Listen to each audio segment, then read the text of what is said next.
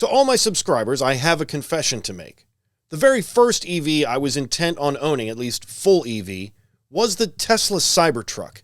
And I didn't talk about it because of all the hype trains of hype trains, nobody needs more hype than that Tesla Cybertruck. But now that we have proof they exist and we can actually go look at them in person, I definitely took that opportunity today. But long story short, friend of the channel Brian met me at the Westfield Montgomery, where the Tesla store had one of the Cybertruck display models. We couldn't touch it or get too close to it, but we were able to get a hands-on look at the Cybertruck. How tall is it? How long is it? What does it look like up close? How does the stainless steel present in person? And I'd like to go through our conclusions now. First of all, a lot of people have said the Cybertruck looks massive, and I think the reason why is because it is low to the ground and it is lower off the ground than any other truck. Case in point, Brian introduced me to his Rivian, which was my first chance to get an intimate look at the Rivian R1T in person as well. So I have a great frame of reference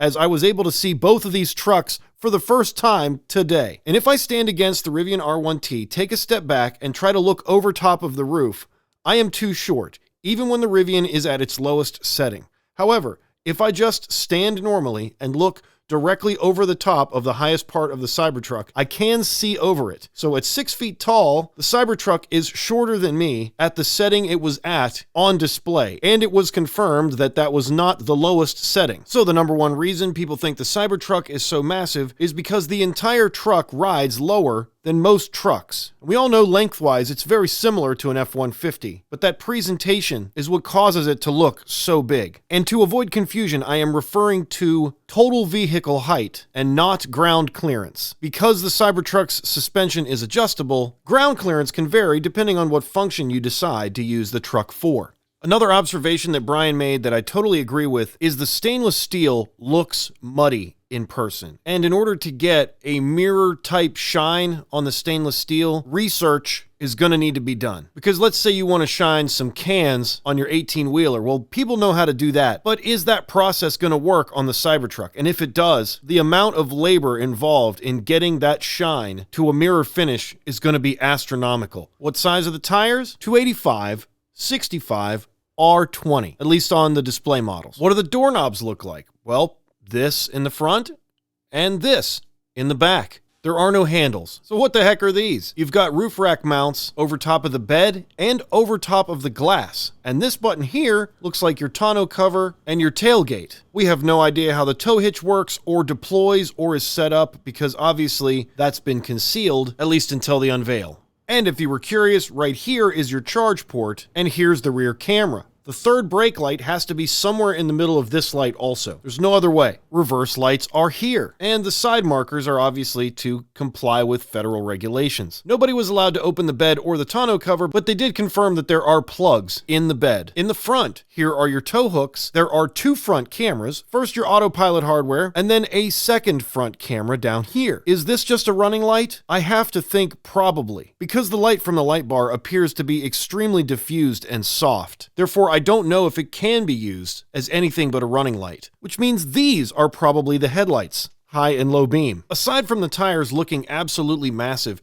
Brian and I agreed that there is probably a good deal going on to prevent rolling resistance and road noise, because even at the size they are, they seem to be small for this size of vehicle. Kind of like the tires on an i3. Remember those? This Cybertruck had many imperfections, including the detail job on the stainless steel. And like I said, who knows what's been done to it or what's supposed to be done to it or how you're supposed to care for it. We are not sure what kind of stainless steel this is or what the best tools are to condition it. As far as the interior, the seats look insanely comfortable. The steering wheel looks smaller than normal and the screen looks massive. Other than that, it's a lot of minimalism, and the dash is actually white, even though this is a black interior model. And there wasn't a whole lot else to learn about the interior. Oh, and yes, the windshield wiper looks stupidly huge in person. The rumor is there's two blades, but one wiper. So what's the competition look like? Here are the things that impressed me about the Rivian. The infotainment screen is huge. It does have Sentry mode. There are 5 cameras, including a camera that displays your bed. The cubic footage of the storage and the fact that the storage is everywhere in this Rivian is really going to be tough to compete with as well. The integration of the infotainment screen into the dashboard looks extremely luxurious, high-end, and professional. And that's way before you get into any of the truck stuff that the Rivian can do. The air compressor, the drive modes are literally endless in the amount of adjustment that they allow you to do. And then there's nerd mode.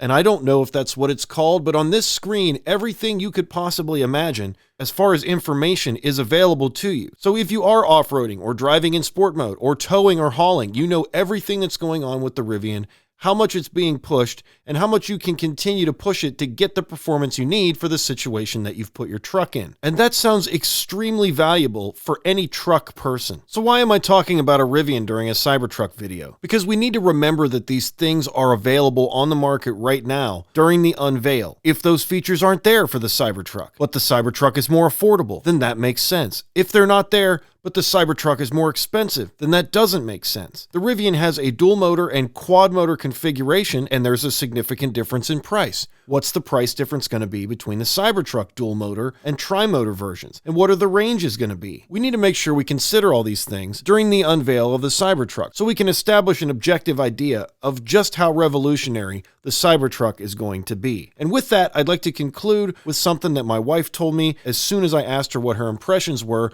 once we'd left the mall. I said, "What do you think of this?" She said, "It reminds me of the Hummer H1. When it first came out, everyone said it was stupid and crazy and weird, and how could we be putting these on our roads? And 10 years later, it was one of the most coveted off-road vehicles for any pedestrian consumer." And I think there's a lot of that DNA in the Cybertruck. Now, obviously, it's not a military vehicle, and it doesn't have some unbelievable set of capabilities that no other pedestrian had had access to in the past, but it does have some unbelievable potential, some undeniable interest, and the ability to change the way we think about utility, just like the Hummer H1 did when it was released. Also, I'd like to send an extra shout out to Brian, who let me know the Cybertruck was going to be here and took the time out to meet up with me and give me all of his insights, as my time with the truck was very limited because of the length of the drive I had to make. Thanks again, Brian. And those are my impressions on the Tesla Cybertruck and its comparison with the Rivian R1T. If I missed anything or if you have any questions, definitely let me know in the comments below. Thanks so much for watching. Subscribe for more. We'll see you on the next one. Hey, smash the like button. Thank you.